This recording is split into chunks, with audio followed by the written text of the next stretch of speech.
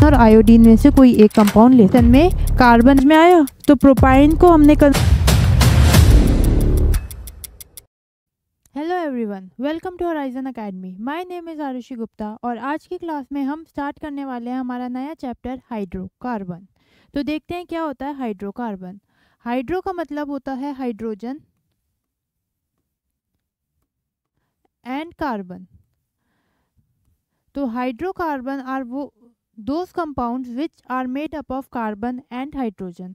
Hydrocarbon वो compound है जो सिर्फ और सिर्फ हाइड्रोजन और कार्बन से बने होते हैं। फॉर एग्जाम्पल CH4, इसमें सिर्फ कार्बन और हाइड्रोजन है, तो ऐसे कंपाउंड्स को हम बोलते हैं हाइड्रोकार्बन। वो कंपाउंड्स जो खाली कार्बन और हाइड्रोजन से बने होते हैं उनको बोला जाता है क्या? हाइड्रोकार्बन। क्या ये कंपाउंड हाइड्रोकार्बन होगा? नहीं, ये कंपाउंड हाइड्रोकार्बन नहीं होगा क्योंकि इसमें ऑक्सीजन भी आ रहा है। देख पा रहे हो आप? अगर मैं पूछूं क्या ये हाइड्रोकार्बन है, तो नहीं, ये भी हाइड्रोकार्बन नहीं है क्योंकि इसमें नाइट्रोजन भी आ रहा है। अगर मैं पूछूं कि क्या ये कंपाउंड हाइड्रोकार्बन है, तो आप बोलोगे कि हाँ ये हाइड्रोकार्बन है क्योंकि इसमें सिर्फ कार्बन और हाइड्रोजन है। तो हाइड्रोकार्बन चैप्टर में हम खाली उन कंपाउंड्स के बारे में पढ़ने वाले हैं जो कार्बन और हाइड्रोजन से बने होते हैं। उसमें ऑक्सीजन, नाइट्रोजन, सल्फर या कोई भी दूसरा एलिमेंट प्रेजेंट नहीं होता, सिर्फ और सिर्फ कार्बन और हाइड्रोजन से बने होते हैं ये। क्या ये कंपाउंड हाइड्रोकार्बन है? बताओ। ये कंपाउंड हाइड्रोकार्बन नहीं है क्योंकि इसमें क्लोरीन एटम भी आ रहा है। अगर मैं पूछूं बेंजीन, क्या ये बेंजीन हाइड्रोकार्बन होती है? बताओ, क्या ये हाइड्रोकार्बन में आएगा? बेंजीन में C6H6 ये होता है बेंजीन का फॉर्मूला। तो क्योंकि ये सिर्फ और सिर्फ कार्बन और हाइड्रोजन से बना हुआ है तो बेंजीन भी एक हाइड्रोकार्बन का एग्जाम्पल है। ठीक है, अब नेक्स्ट आता है टाइप्स ऑफ हाइड्रोकार्बन।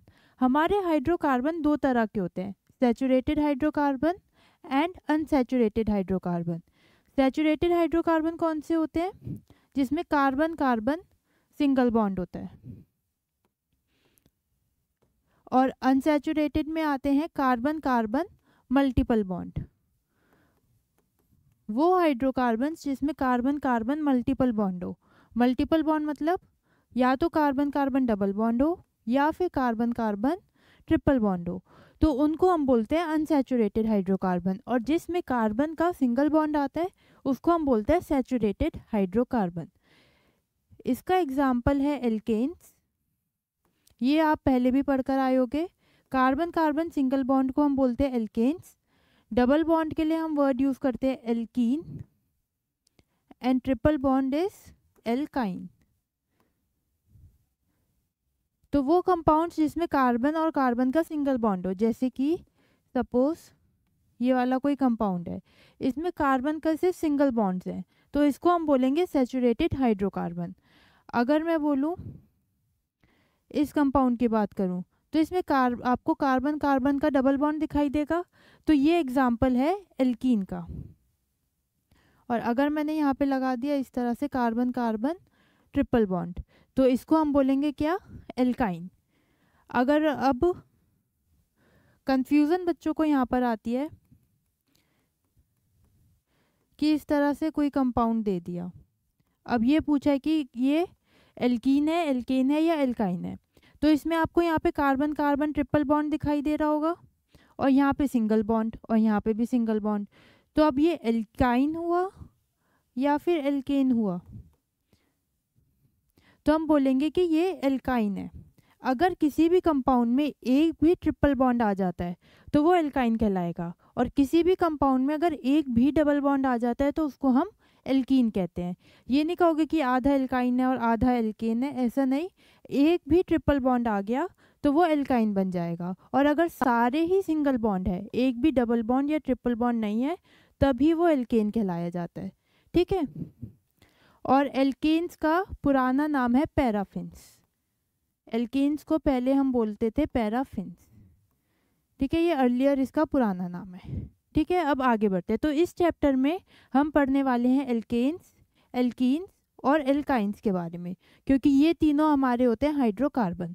इनमें कार्बन और हाइड्रोजन के अलावा कोई दूसरा एलिमेंट प्रेजेंट नहीं होता, ये सिर्फ और सिर्फ कार्बन और हाइड्रोजन से बने होते हैं। तो इस चैप्टर में हम क्या पढ़ेंगे, एल्केन्स, एल्कीन्स और एल्काइंस के बारे में देखते हैं। यहाँ पे सबसे पहले हम पढ़ेंगे एल्केन्स, उसकी प्रिपरेशन कि एल्केन्स कैसे बनाया जाता है, फिर उसकी फिजिकल प्रॉपर्टीज़ और फिर उसकी केमिकल प्रॉपर्टीज़। ठीक है, नेक्स्ट में हम बनाएंगे एल्कीन्स, एल्कीन्स की प्रिपरेशन, फिजिकल प्रॉपर्टीज़ और केमिकल प्रॉपर्टीज़।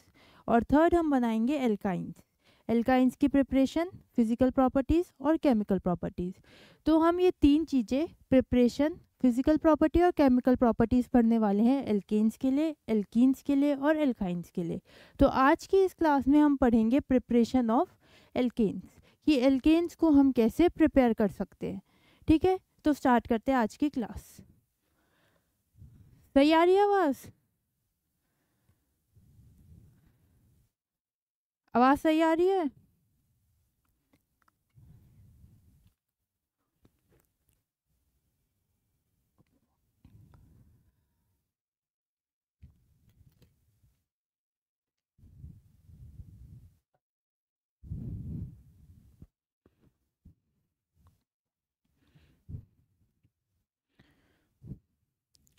तो सबसे पहले आता है प्रिपरेशन ऑफ एल्केन्स। पहला मेथड है एल्केन बनाने का हाइड्रोजिनेशन।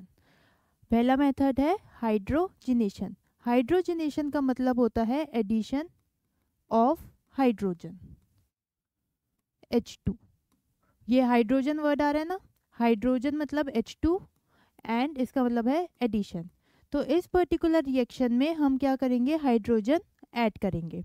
कैसे, ये देखो, सपोज मैंने कोई भी एल्कीन लिया, मतलब डबल बॉन्ड वाला कंपाउंड, ये मैंने कोई भी एल्कीन लिया।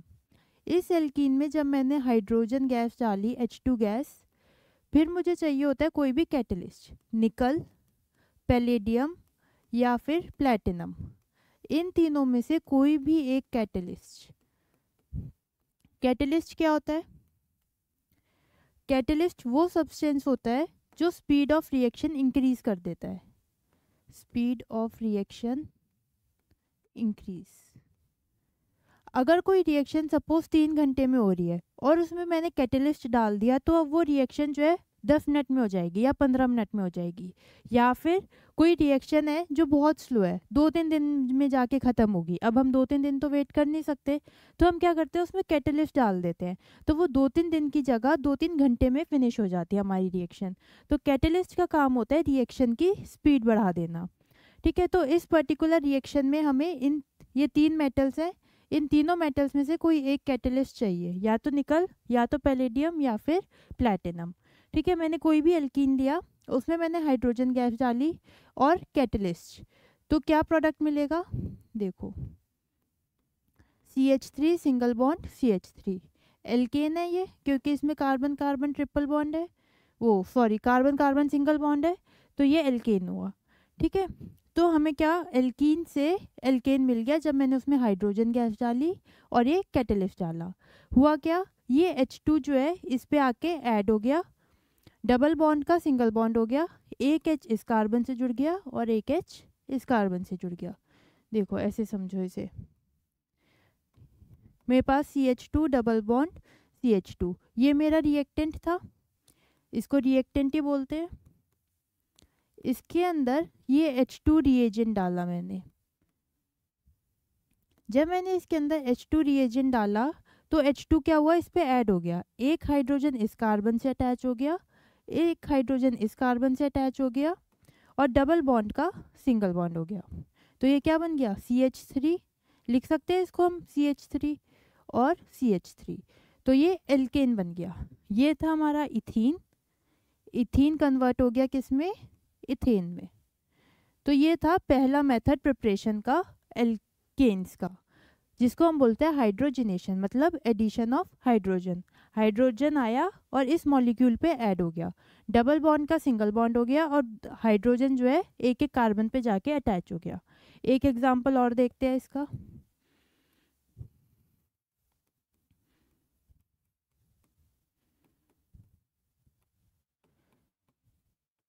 ये है मेरे पास, ये भी एल्कीन है। फॉर इसका नाम क्या होगा, प्रोपीन। इसमें मैंने H2 डाला और कैटलिस्ट डाल दिया निकल। कोई भी एक कैटलिस्ट डाल दे सकते हैं, सपोज मैंने डाल दिया निकल। अब क्या प्रोडक्ट बनेगा इसमें बताओ। इस डबल बॉन्ड का हमें कर देना है सिंगल बॉन्ड। एक हाइड्रोजन इस कार्बन से अटैच हो जाएगा, एक हाइड्रोजन इस कार्बन से। इस कार्बन पे 2 हाइड्रोजन ऑलरेडी थे, एक और आ गया तो CH3। डबल बॉन्ड का सिंगल बॉन्ड करा, इस पे एक हाइड्रोजन ऑलरेडी है, एक और ऐड कर देंगे तो CH2 और फिर आगे ये CH3 एज इट इज़। ठीक है, तो प्रोपीन से हमें मिला क्या, प्रोपेन। प्रोपीन कन्वर्ट हो गया प्रोपेन में। समझ में आया। अब सेम रिएक्शन पॉसिबल है एल्काइन के केस में भी। सेम रिएक्शन पॉसिबल है एल्काइन के केस में। एल्काइन में जब मैंने H2 डाला इन प्रेजेंस ऑफ निकल, इथीन है ये, क्या होगा, ट्रिपल बॉन्ड का डबल बॉन्ड हो जाएगा और दोनों तरफ एक एक हाइड्रोजन अटैच हो जाएगा। ये देखो, ये ट्रिपल बॉन्ड था, ट्रिपल बॉन्ड का डबल बॉन्ड कर दिया, एक हाइड्रोजन इस कार्बन से अटैच कर दिया, एक हाइड्रोजन इस कार्बन से अटैच कर दिया। अब जो ये हमारा एल्कीन बना, ये एल्कीन फिर से रिएक्ट करेगा हाइड्रोजन के साथ। हमारी रिएक्शन में बहुत सारी हाइड्रोजन होगी, ऐसा तो है नहीं एक मॉलिक्यूल डाला होगा हाइड्रोजन का, बहुत सारी हाइड्रोजन है। ये एल्कीन दोबारा रिएक्ट करेगी हाइड्रोजन के साथ और कैटलिस्ट भी है हमारी रिएक्शन में निकल एज इट इज़। और ये आगे क्या बना देगा, आगे ये कन्वर्ट हो जाएगा एल्केन में। हमने क्या करा, डबल बॉन्ड का सिंगल बॉन्ड कर दिया और एक एक हाइड्रोजन ऐड कर दिया। समझ में आया। एल्काइन पहले कन्वर्ट हुआ एल्कीन में और फिर आगे जाके कन्वर्ट हो गया एल्केन में। हाइड्रोजन ऐड हो गए, पहले हाइड्रोजन एल्काइन पे ऐड हुआ, फिर हाइड्रोजन एल्कीन में ऐड हुआ। ठीक है, तो पहला मेथड था हाइड्रोजनेशन, जिसके अंदर हम क्या करते हैं, एल्कीन में H2 ऐड करते हैं इन प्रेजेंस ऑफ कैटलिस्ट, जो कि हो सकता है निकल, और हमें मिलता है क्या, एल्केन। या फिर हम कर सकते हैं सेम काम एल्काइन के लिए। एल्काइन में हमने H2 और निकल डाला, 2 स्टेप में होगी ये रिएक्शन, लेकिन फाइनली हमें क्या मिल जाएगा, एल्केन। तो ये थी हमारी हाइड्रोजनेशन रिएक्शन, मतलब कि एडिशन ऑफ हाइड्रोजन। इतना क्लियर हुआ। अब एक रिएक्शन का प्रोडक्ट आप खुद से बनाकर दिखाओगे मुझे।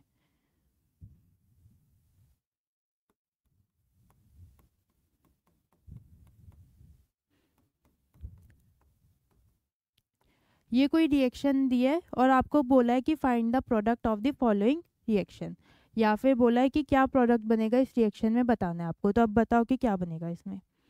ये हमारे पास ट्रिपल बॉन्ड है, यहाँ पे एल्काइन है, ये पहले कन्वर्ट होगा किस में, एल्कीन में।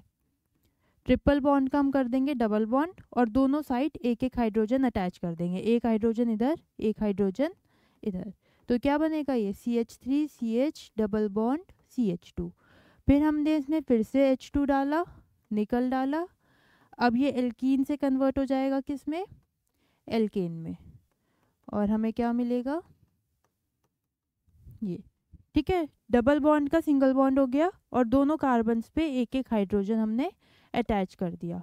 तो ये जो कंपाउंड था ये था प्रोपाइन, और प्रोपाइन कन्वर्ट हो गया किस में, प्रोपेन में। समझ में आया। तो प्रोपाइन को हमने कन्वर्ट कर दिया किस में, प्रोपेन में। तो आपसे जो है क्वेश्चन इस तरह से भी पूछा जा सकता है कि क्वेश्चन ऐसा भी आ सकता है, convert propyne to propane. Propyne को कन्वर्ट करना है प्रोपेन में, तो कैसे करोगे, हाइड्रोजनेशन रिएक्शन से। ठीक है, ये वाली रिएक्शन लिख दोगे।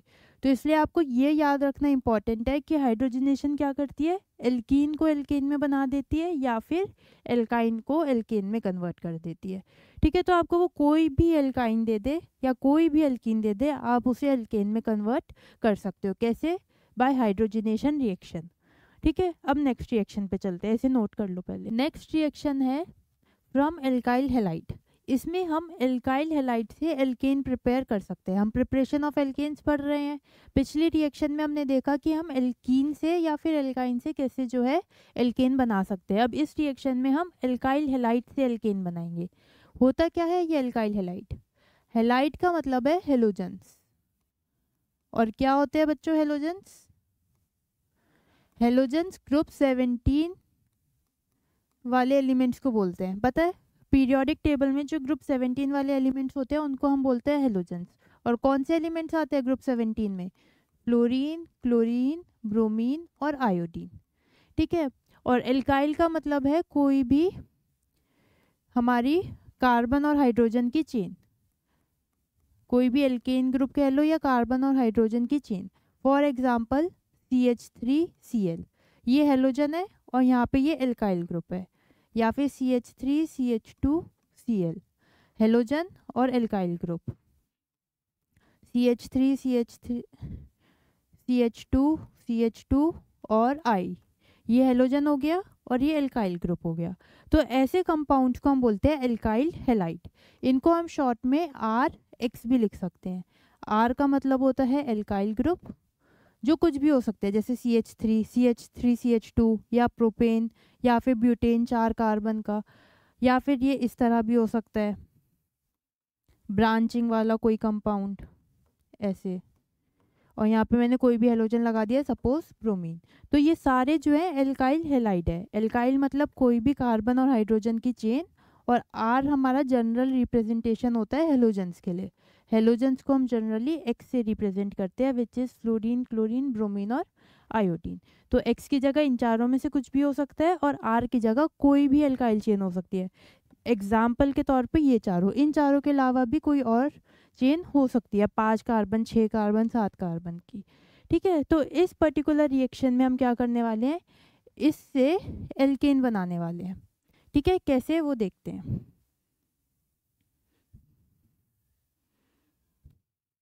मैंने यहाँ पे देखो कोई भी इसके 2 पार्ट्स हैं। पहला है रिएक्शन विथ जिंक। इसमें मैंने क्या करा, कोई भी एल्काइल हैलाइड लिया, ये एल्काइल है और ये हेलोजन है क्लोरीन, ये हो गया मेरा एल्काइल हैलाइड। कोई भी एल्काइल हैलाइड लिया, क्लोरोमीथेन इसका नाम है। इसमें मैंने H2 डाला, H2 रिएजेंट है मेरा। साथ में मैंने डाला जिंक और H+ का मतलब है एसिड। कोई भी एसिड का सोर्स डाल दिया, सपोज HCl। ठीक है।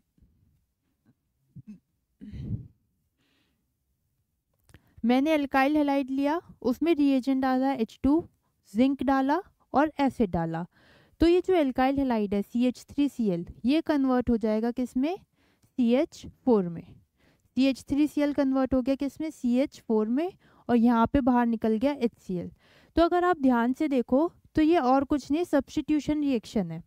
मेरे पास CH3Cl था और उसमें मैंने H2 डाला। H2 मतलब 2 हाइड्रोजन्स, तो एक हाइड्रोजन इस क्लोरीन की जगह आके रिप्लेस कर दिया, इसको इसने बना दिया CH3H और HCl। याद है हमने सब्स्टिट्यूशन रिएक्शन पढ़ी थी कि ऑर्गेनिक में सब्स्टिट्यूशन मतलब एक एटम दूसरे एटम को रिप्लेस कर देगा। तो इस हाइड्रोजन ने क्या करा, इस क्लोरीन को रिप्लेस कर दिया और इसकी जगह खुद आके लग गया। तो ये बन गया हमारा CH4, जो कि होता है मिथेन, है ना। CH4 इज मिथेन, जो कि एग्जाम्पल है एल्केन का। और साथ में साइड प्रोडक्ट के रूप में निकल गया क्या बाहर, HCl। तो सब्स्टिट्यूशन रिएक्शन हुई, हाइड्रोजन ने क्लोरीन को कर दिया रिप्लेस और हमें एल्केन मिल गया, जो कि है मिथेन। समझ में आया। अब नेक्स्ट इसमें बताओ क्या प्रोडक्ट बन सकता है। CH3CH2Cl, ये भी एल्काइल हैलाइड है, ये हेलोजन लगा हुआ है, इसमें H2 डाला, जिंक और एसिड। इस Cl को रिप्लेस कर देगा हाइड्रोजन, क्या बनेगा CH3CH2, और इस Cl की जगह मैंने लगा दिया H। तो इसको डायरेक्ट CH3 लिख सकते हैं। ये CH2 और H मतलब CH3, इस H को यहाँ से हटा देते हैं और CH3। तो इस केस में मुझे प्रोडक्ट मिल गया इथेन, प्लस साइड में साइड प्रोडक्ट निकल जाएगा क्या, HCl। ठीक है। नेक्स्ट इसको देखते हैं, इसमें बताओ क्या बनेगा। इस क्लोरीन को रिप्लेस करके इसकी जगह में लगा देना है हाइड्रोजन। तो CH3 CH2 CH3, इस केस में हमें ये प्रोडक्ट मिल गया। देखा, ये था हमारा क्या, क्लोरोप्रोपेन। क्लोरोप्रोपेन से हमें मिल गया क्या, प्रोपेन, जो कि होता है एल्केन, और साइड में साइड प्रोडक्ट HCl। ठीक है, तो इस तरह से हम प्रिपेयर कर सकते हैं एल्केन फ्रॉम एल्काइल हैलाइड। तो इसमें होता क्या है, हम किसी भी RX को उसमें H2 डालेंगे, जिंक डालेंगे, H+ डालेंगे और कन्वर्ट कर देंगे RH में। इस X की जगह H लगा दे रहे हैं ना हम हर जगह, देखो इस Cl की जगह H, Cl की जगह H। तो ये हमारी जनरल रिएक्शन है। RX हो गया एल्काइल हैलाइड, उसे हमें कन्वर्ट कर दिया किसमें, एल्केन में। इस पर्टिकुलर रिएक्शन में एक नोट पॉइंट करो कि fluorides do not react, fluoride do not react. तो ये X जो है ये क्लोरीन, ब्रोमीन और आयोडीन में से कोई एक होगा। अगर मैं यहाँ पे CH3Cl की जगह CH3F ले लूँ तो ये रिएक्शन नहीं होगी। फ्लोरीन के केस में बहुत वायलेंट रिएक्शन होती है कि हम कंट्रोल नहीं कर सकते, इसलिए इस पर्टिकुलर रिएक्शन में हम फ्लोराइड्स नहीं लेते, क्लोरीन, ब्रोमीन और आयोडीन में से कोई एक कंपाउंड ले सकते हैं। ठीक है, अब आता है नेक्स्ट, विच इज वुर्ज रिएक्शन।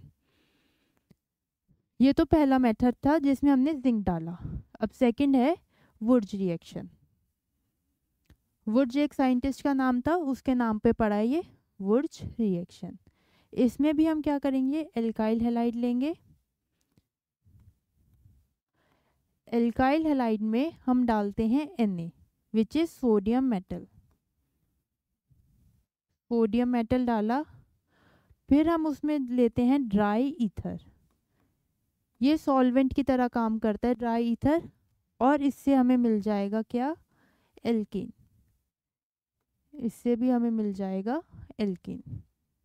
अब देखो कैसे, सपोज मैंने लिया CH3Cl, इसमें मैंने डाला Na and then dry ether, तो जो मेरा प्रोडक्ट बनेगा वो होगा CH3 और CH3 विच इज इथेन। अब कहोगे ये क्या हो गया अचानक से, तो देखो ध्यान से, इसके अंदर हम 2 मॉलिक्यूल्स इसके लेते हैं, 2 मॉलिक्यूल Na के लेते हैं, हमें मिल जाता है इथेन और साथ में 2 मॉलिक्यूल्स NaCl के। ये रिएक्शन हुई कैसे, मेरे पास था CH3Cl का एक मॉलिक्यूल और CH3Cl का दूसरा मॉलिक्यूल, ऐसे 2 मॉलिक्यूल्स थे। ये जो ClCl है ये बाहर निकल जाते हैं और इस CH3 और ये CH3 आपस में बॉन्ड बना लेते हैं। ये दोनों Cl बाहर निकल गए और इनके बीच में ऐसे बॉन्ड बन गया। इसको इस तरह से समझ सकते हो आप कि ये Cl, ये इस तरह से 2 मॉलिक्यूल हैं, ये Cl बाहर निकल गया, ये Cl बाहर निकल गया और इन दोनों के बीच में हमने बॉन्ड बना दिया। ठीक है, तो हमें इथेन मिल गया। ऐसी होती है वुर्ज रिएक्शन। तो वुर्ज रिएक्शन में लिखो, number of carbon atoms in product, product में जो नंबर ऑफ कार्बन एटम्स हैं आर 2 टाइम्स या 2 into number of carbon atoms in reactant.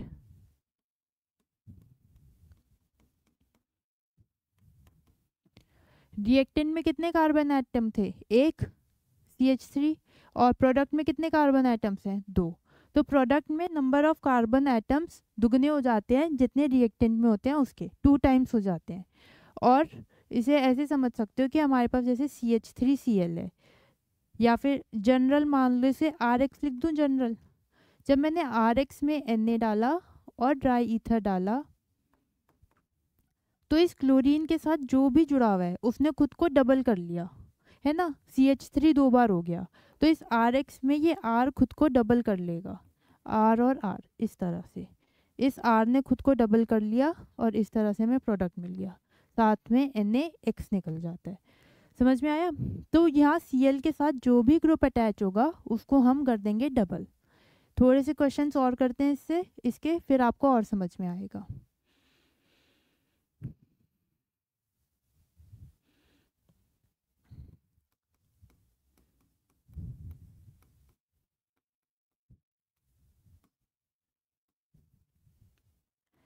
इस रिएक्शन में आपको बताना है कि क्या बनेगा। वुर्ज रिएक्शन है, जहाँ भी आपको Na और ड्राई ईथर लिखा हुआ दिखे आप समझ जाओगे कि वुर्ज रिएक्शन है, क्योंकि ये खाली वुर्ज रिएक्शन में यूज़ किया जाता है Na और ड्राई ईथर। अब जैसे ही आपके दिमाग में आएगा कि वुर्ज रिएक्शन है, तो आपको पता होगा कि वुर्ज रिएक्शन में हम क्या करते हैं, रिएक्टेंट में जो है डबल कर देते हैं। इस क्लोरीन के साथ जो भी अटैच्ड है उसको हम डबल कर देंगे, तो क्या होगा, CH3CH2 एक बार लिखा और इसी को हम फिर से लिख देंगे CH2CH3 इस तरह से। तो ये हमारा प्रोडक्ट बन गया, साथ में निकल जाएगा NaCl साइड प्रोडक्ट बन के। तो क्या है ये जो कंपाउंड बना, ब्यूटेन।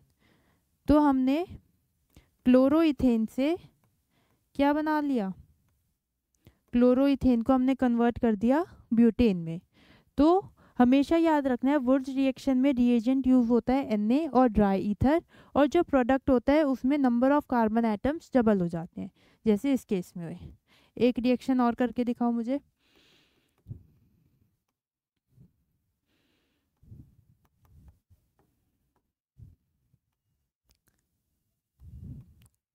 इस केस में बताओ क्या बनेगा। क्लोरीन के साथ जो भी अटैच्ड है उसे हमें डबल कर देना है और यहीं से ही जोड़ना है, ये नहीं कहीं और से जोड़ दो। इसको आप इस तरह से बेटर समझ पाओगे। एक बार ये यूनिट ऐसे लिखी, इसी यूनिट को फिर से लिखना है पर डबल करके, इन्वर्ट करके।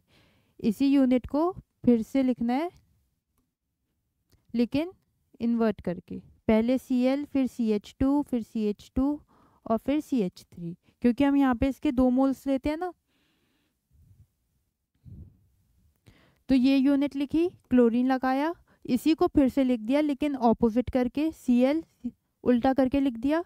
अब क्या करना है, Cl और Cl को हटा देना है और इन दोनों के बीच में बॉन्ड बना देना है। तो ये हमारा प्रोडक्ट बन जाएगा which is CH3 CH2 CH2। ये देखो यही है ना प्रोडक्ट, CH3 फिर 1 2 3 4 बार CH2 और फिर CH3। क्या नाम होगा इसका, इसका नाम होगा हेक्सेन, क्योंकि इसमें 6 कार्बन आइटम्स है, 1 2 3 4 5 एंड 6। समझ में आया। एक और करके दिखाओ।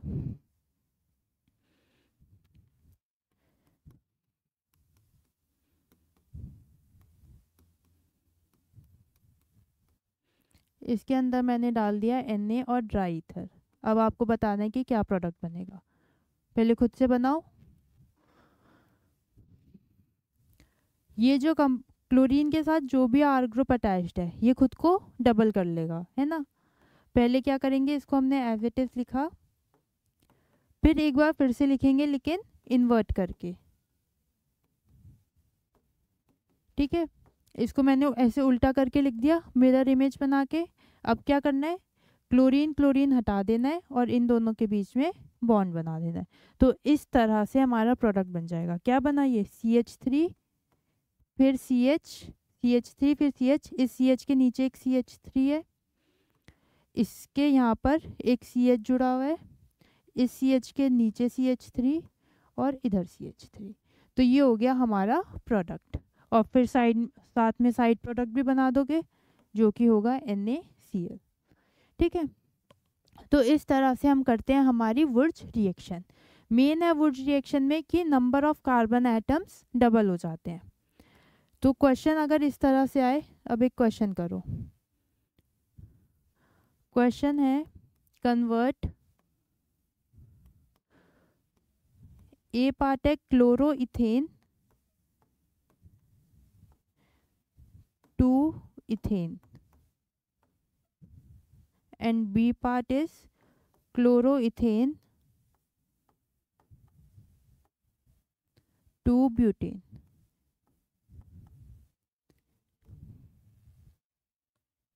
एक बार आपको क्लोरोइथेन से ब्यूटेन बनाना है और एक बार क्लोरोइथेन से इथेन बनाना है। होता क्या है क्लोरोइथेन, CH3 CH2 Cl, इसको बोल सकते हैं क्लोरोइथेन। इससे मुझे बनाना है इथेन। ये काम तो मुझे करना है ए पार्ट में, और बी पार्ट में क्या करना है, इसी से मुझे बनाना है ब्यूटेन। इस तरह से। तो अगर अब देखो रिएक्टेंट में 2 कार्बन एटम्स है और प्रोडक्ट में कितने कार्बन एटम्स हो गए, 4। तो जहाँ भी आपको कार्बन एटम्स डबल होते हुए दिखे आपके दिमाग में आ जाना चाहिए कि ये है वुड्स रिएक्शन। ठीक है, अब वुड्स रिएक्शन में हमारा रिएजेंट क्या होता है, Na और ड्राई ईथर। तो मैंने इसमें डाला Na और ड्राई ईथर। ये जो पार्ट है ये खुद को डबल कर लेगा, इसने खुद को डबल करा और ब्यूटेन बना दिया। तो सेकंड का आंसर है वुड्स रिएक्शन, जिसमें आप ये वाली पूरी इस तरह से रिएक्शन लिख दोगे। अब आता है फर्स्ट पार्ट, इसमें हमें क्या करना है, क्लोरीन को रिप्लेस करना है हाइड्रोजन से। अब सोचो कि हमने ये कौन सी रिएक्शन में पढ़ा था, क्लोरीन को रिप्लेस करना है हमें हाइड्रोजन से। ये थी हमारी पहली वाली रिएक्शन, ये जिंक वाली, जिंक के साथ पड़ी थी ना। इसमें इस क्लोरीन को हाइड्रोजन रिप्लेस कर देता है और साथ में HCl निकल जाता है, ऐसे ही पढ़ा था। तो ये जो नीचे दी हुई है ये है हमारी फर्स्ट वाली रिएक्शन।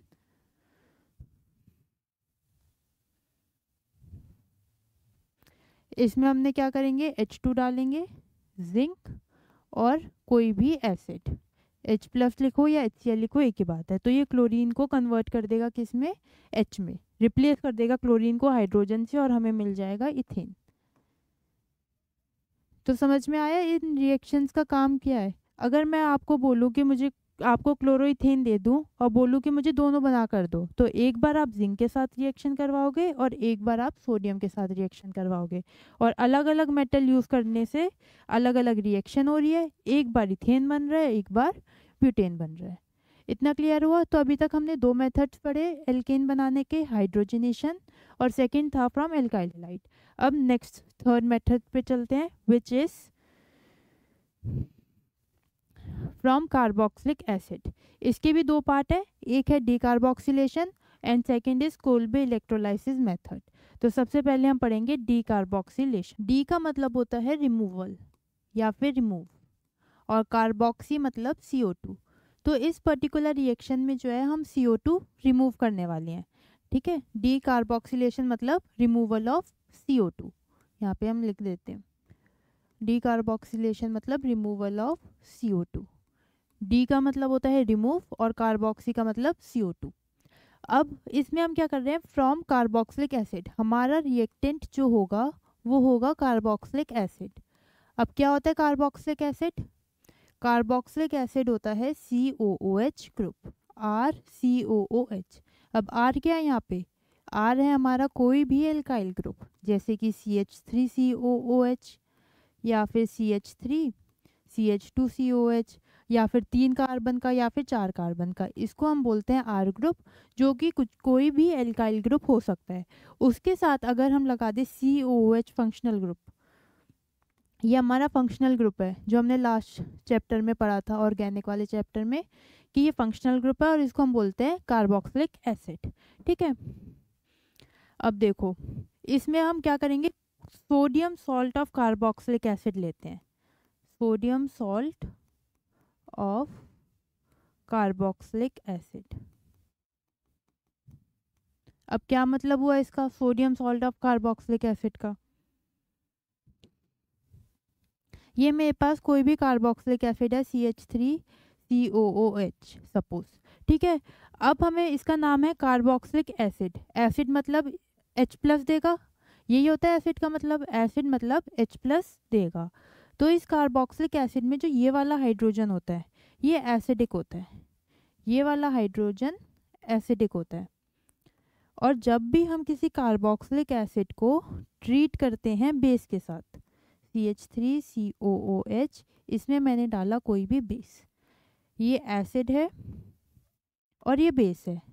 अब जब एसिड और बेस मिलकर रिएक्शन करते हैं तो क्या बनता है, याद है, ये तो आप पढ़कर आए हो 10th क्लास में, एसिड और बेस मिलके बनाते हैं सॉल्ट प्लस वाटर, सीखा है ये तो आपने। तो यहाँ से H और यहाँ से OH ये बाहर निकल के जाएंगे और बन जाएगा क्या हमारा वाटर। ठीक है, और यहाँ पे रह जाएगा ये पार्ट CH3COO और Na, CH3COO और Na, इस तरह से। यहाँ पे हम माइनस लगा देते हैं और ये प्लस, क्योंकि इनके बीच में आयनिक बॉन्ड होता है, जैसे NaCl है वो ब्रेक हो जाता है Na+ और Cl- में ना, इसी तरह ये भी ब्रेक हो जाएगा CH3COO माइनस और Na प्लस में। ठीक है, चाहे यहाँ माइनस प्लस माइनस लगाओ चाहे ना लगाओ, ये बस ये शो करने के लिए कि ये ब्रेक आयनिक बॉन्ड है और ब्रेक हो सकता है NaCl की तरह। ठीक है, तो इस चीज़ को, ये सॉल्ट बनी ना और ये सोडियम है, तो इस चीज़ को हम बोलते हैं sodium salt of carboxylic acid. Carboxylic acid की सोडियम सॉल्ट। किसी भी कार्बोक्सिलिक एसिड को अगर हम बेस के साथ रिएक्ट करवाएं तो सॉल्ट प्लस वाटर बनेगा, और अगर वो सॉल्ट सोडियम एटम की है तो हम उसे बोलेंगे sodium salt of carboxylic acid. तो इस पर्टिकुलर रिएक्शन में हमें ज़रूरत पड़ती है sodium salt of carboxylic acid. For example ये ले ली मैंने, ये अभी यहाँ पे समझाई थी ना, ये ले ली मैंने sodium salt of carboxylic acid. अब इसमें मैंने डाला NaOH और CaO, इन दोनों को मिलाकर हम बोलते हैं सोडा लाइम। क्या बोलते हैं? Soda lime. NaOH और CaO मतलब calcium oxide and sodium hydroxide, इन दोनों के मिक्सचर को हम बोलते हैं सोडा लाइम। और इसका मतलब होता है हीट, बड़ा होगा ना, ट्राइंगल सिंबल होता है हीट का। तो मैंने sodium salt of carboxylic acid ली, उसमें सोडा लाइम डाला और हीटिंग करी, तो जो मुझे प्रोडक्ट मिलेगा वो होगा ये, इसमें मुझे प्रोडक्ट मिलेगा मीथेन। इस तरह से देखो, इसमें जो प्रोडक्ट मिलता है वो होता है मीथेन। अब कैसे करोगे आप ये? इसमें लिखा था, ये हटा देते हैं, डीकार्बोक्सिलेशन। डीकार्बोक्सिलेशन मतलब CO2 रिमूव करना। मेरे पास ये एसिड था CH3COOH, इसको पहले मैंने सोडियम सॉल्ट में कन्वर्ट करा, फिर रिएक्शन करवाई सोडा लाइम से, तो फाइनली क्या हुआ, ये जो बीच में CO2 है, CO2 है ना, ये बाहर निकल गई, रिलीज हो गई, और क्या बचा? CH3 और H, तो इसको मिला के हम बोल सकते हैं CH4। तो मुझे CH4 मिल गया, और यहाँ पे CO2 बाहर रिलीज हो गई और वाटर बनता है, H2 बनती है, वो बाहर निकल गई। ठीक है, तो ऐसे होती है रिएक्शन। जो CO2 है आपको क्या करना है, CO2 रिलीज करवा देनी है, और जो भी बचा उसे लिख देना है। इसमें देखते हैं क्या बनेगा, CH3 CH2 COO माइनस और Na। तो आपको क्या करना है, ये इसको लिख देना है एक हाइड्रोजन ऐड करके, या फिर ऐसे कर सकते हो, इसका कार्बोक्सिलिक एसिड क्या होगा, CH3 CH2 COOH, ये होगा इसका कार्बोक्सिलिक एसिड। हमें यहाँ से CO2 बाहर निकाल देनी है, क्या बचा? CH3 CH2 और H, इनको जोड़ दो, बॉन्ड बना दो इनका, तो ये हो जाएगा CH3। तो इस केस में मुझे मिलेगा इथेन, CH3 एंड CH3, इस तरह से। ठीक है, अब इस रिएक्शन में एक पॉइंट लिखो, मिटा दो ये। तो समझ में आया करना कैसे है? आपको जो है बस CO2 बाहर निकाल देनी है, ठीक है, और जो भी बचे उसको लिख देना है कि इसमें लिखो प्रोडक्ट कंटेन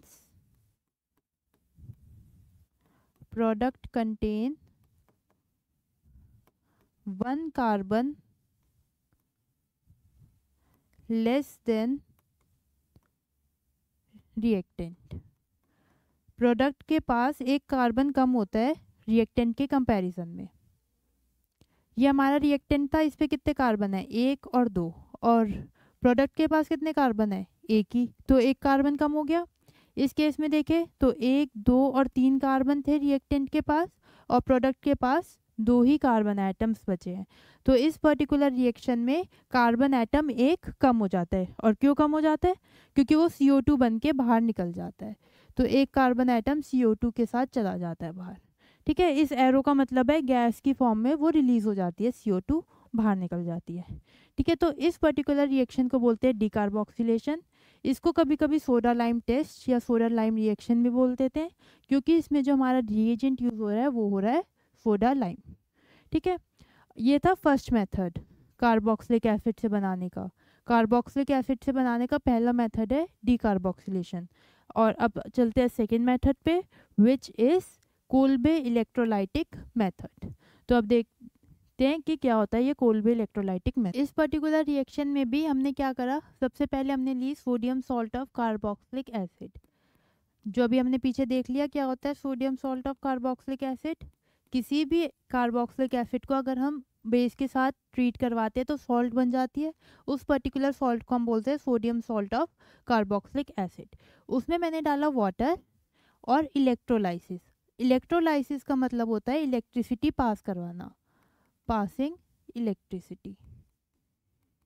तो मैंने क्या करा, एक बीकर लिया, उसमें सोडियम सॉल्ट ऑफ NaCl डाला, वाटर डाला और उसमें से इलेक्ट्रिसिटी पास करवा दी। ये रिएक्शन जनरली इस तरह से होती है। ये मैंने बीकर लिया, इसमें मेरे पास एसिड है, एसिड का सोडियम सॉल्ट और वाटर, ये दोनों चीज़ें डाली, ठीक है। अब इसके अंदर इस तरह से सेल डाला जाता है। ये आप आगे पढ़ोगे इलेक्ट्रोकेमिस्ट्री में नेक्स्ट ईयर, पर फिलहाल इसे थोड़ा सा ओवरव्यू इसके बारे में। इस तरह से सेल डाला जाता है। आपको पता है सेल के दो पार्ट्स होते हैं, एक पॉजिटिव और एक नेगेटिव। तो सेम इसी तरह होता है, एक पॉजिटिव पार्ट होता है और एक नेगेटिव। एक को बोलते हैं हम एनोड और एक को बोलते हैं हम कैथोड। तो हमने बीकर लिया, उसमें हमारा रिएक्टेंट और रिएजेंट डाला, ये एसिड और वाटर, ठीक है। और फिर उसमें हमने सेल डाल दिया। ये है हमारी बैटरी और इस पर आप ये मान लो कि प्लग भी लगा, स्विच लगा देते हैं। यहाँ पे इस तरह से मैंने स्विच लगा दिया, ये हो गई बैटरी। अब जब मैंने ये स्विच बंद करा तो इलेक्ट्रिसिटी जनरेट होगी। इलेक्ट्रिसिटी गई, यहाँ से इलेक्ट्रिसिटी जाएगी और इलेक्ट्रिसिटी पास होने की वजह से इसमें जो है रिएक्शन होगी, इस बीकर में जो है रिएक्शन होगी और रिएक्टेंट जो है प्रोडक्ट में कन्वर्ट हो जाएगा। तो इलेक्ट्रोलाइसिस का मतलब होता है इलेक्ट्रिसिटी पास करवाना। बीकर में सोल्यूशन लिया, इलेक्ट्रिसिटी पास कराई, तो अब देखते हैं कि होता क्या है। जब मैंने इसमें से इलेक्ट्रिसिटी पास करवाई तो मुझे मिला ethane CH3CH3, carboxylic acid H2 और NaOH। ये सारे प्रोडक्ट्स बन गए। तो ये क्या है इथेन, ये है हमारा एल्केन। तो इस पर्टिकुलर रिएक्शन में भी मुझे एल्केन मिल गया, किससे, फ्रॉम कार्बोक्सिलिक एसिड। मैंने क्या करा, सबसे पहले कोई भी सोडियम सॉल्ट ली एसिड की, वाटर डाला, इलेक्ट्रिसिटी पास कराई, तो प्रोडक्ट बन गया alkane which is particularly ethane. अब देखते हैं इस रिएक्शन का मैकेनिज्म कैसे होता है। मैकेनिज्म मतलब कि ये रिएक्शन हुई कैसे, ठीक है। ये तो देख लिया प्रोडक्ट बना, प्रोडक्ट वो रिएक्टेंट से प्रोडक्ट बन गया, पर ये प्रोडक्ट बना कैसे, रास्ते में आखिर हुआ क्या क्या, कौन कौन से इंटरमीडिएट बने और रिएक्शन हुई कैसे, उस चीज़ को हम बोलते हैं मैकेनिज्म, ठीक है। ये मेरे पास सोडियम सॉल्ट थी एसिड की, मैंने बताया था ये आयनिक होती है, तो ये ब्रेक हो गई CH3CO- और Na+ में, similar to NaCl। NaCl break हो जाता है ना Na+ और Cl- में। उसी तरह ये सोडियम सॉल्ट ब्रेक हो गई अपने आयंस में, एक प्लस और एक माइनस। अब एनोड पे ये देखो, मैंने बताया था दो चीज़ें होती है, एक एनोड और एक कैथोड। तो एक रिएक्शन यहाँ एनोड पर होगी और एक रिएक्शन यहाँ कैथोड पर होती है। अब देखते हैं एनोड पे क्या होता है। ये जो सॉल्ट ये बना अनायन, ये अनायन कन्वर्ट हो जाता है फ्री रेडिकल में। और डिफरेंस क्या होता है अनायन और रेडिकल में, ये अनायन है मतलब नेगेटिव चार्ज है, इसमें से 2 इलेक्ट्रॉन बाहर निकल गए और ये कन्वर्ट हो गया इस तरह से फ्री रेडिकल। फ्री रेडिकल को हम डॉट से डिनोट करते हैं, इस तरह से हमने इसे डॉट से डिनोट करा, ये कन्वर्ट हो गया फ्री रेडिकल में। नेक्स्ट स्टेप में ये जो CO2 है, दिख रही है, ये CO2 बाहर निकल गई और हमें मिल गया CH3 रेडिकल, इसको हम बोलते हैं मिथाइल रेडिकल। हमें मिल गया क्या, मिथाइल रेडिकल। हमारे पास अनायन था, अनायन कन्वर्ट हुआ फ्री रेडिकल में इलेक्ट्रॉन लूज करके, और फिर उसके बाद CO2 बाहर निकली -CO2 और ये कन्वर्ट हो गया मिथाइल रेडिकल में। अब ये मिथाइल रेडिकल के 2 मोल्स हैं, ये देखो हमने यहाँ जब से 2-2 मोल्स ले रखे हैं सबके। एक मिथाइल रेडिकल ये रहा, एक मिथाइल रेडिकल ये रहा, एक इलेक्ट्रॉन ये रहा, एक इलेक्ट्रॉन ये रहा।